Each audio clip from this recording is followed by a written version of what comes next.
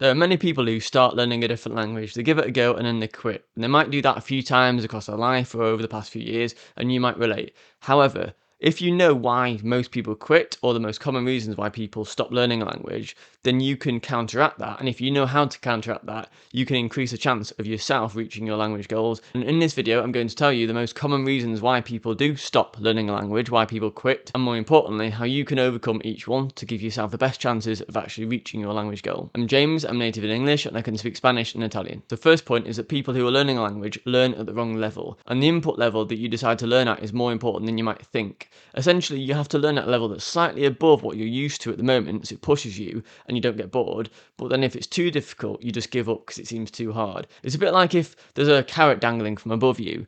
You want the carrot to be close enough that it feels reachable and achievable, but not too far that you just don't want to start. So the way around this is use a different method based on what your level is. So that's where language apps are super useful, like Duolingo or Memrise. They teach you the basic phrases and sentences just to get you going.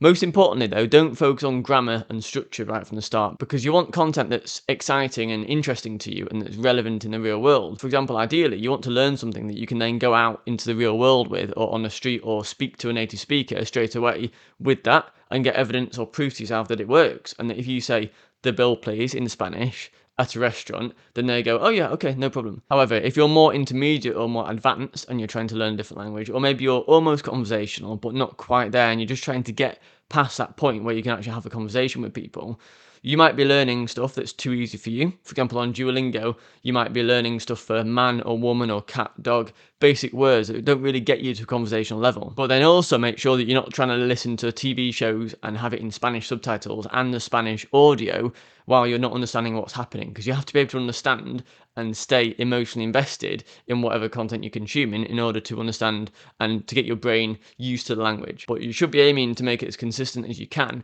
within your existing routine. When I say consistent within your current routine, many of you might be wanting to reach a conversational level in your target language. So what I've done is I've created a 5-day email course where every day for the next 5 days, you'll get an email that takes about 1 or 2 minutes to read, written by myself, which tells you practical tips on how to reach a conversational level in your target language. And it's free. I'll put a link below in the description so you can have a look in your own time. Next is the feedback loop. So if you're early on with the process, you might not have a lot of feedback that you're actually making progress. And one of the big motivators is that we can see ourselves at least getting better.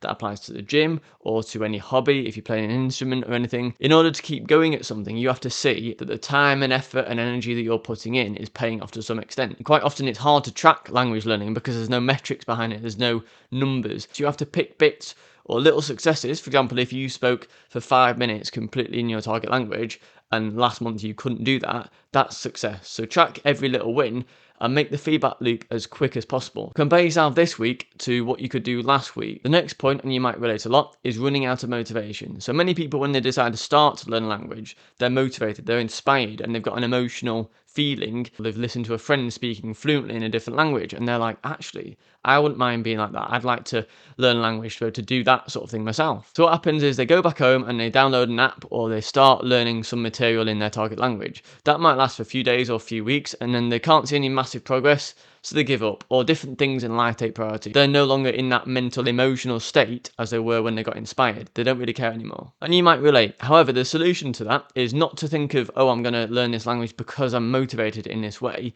The key is to do a language learning activity as part of your routine and make it habitual rather than, oh, I want to learn Spanish now, let's get a pen and paper and start learning. So maybe when you're in the shower, listen to the radio or podcast in your target language when you're there.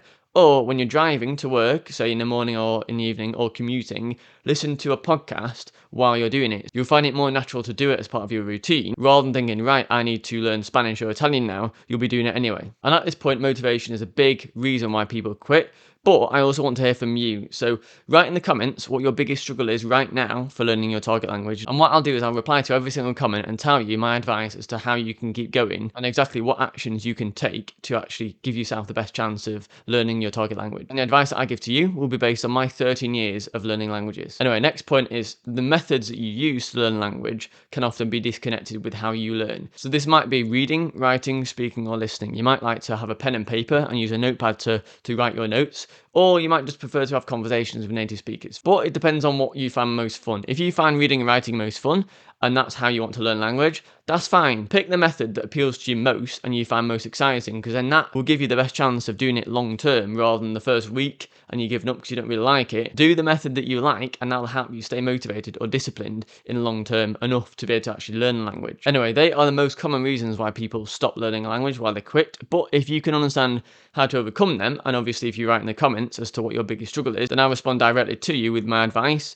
then that gives you the best chance of not giving up. And consistency is most important with language learning, but that's the idea behind it. If you can just keep at it for long enough, you'll see progress, you'll feel good about your progress, that will motivate you even more, and then it's a cycle from that point onwards. Anyway, that is it for today, and in my top corner here, you will see a recommended video based on the fact that you want to get better at language learning. So that is it for now. See you later.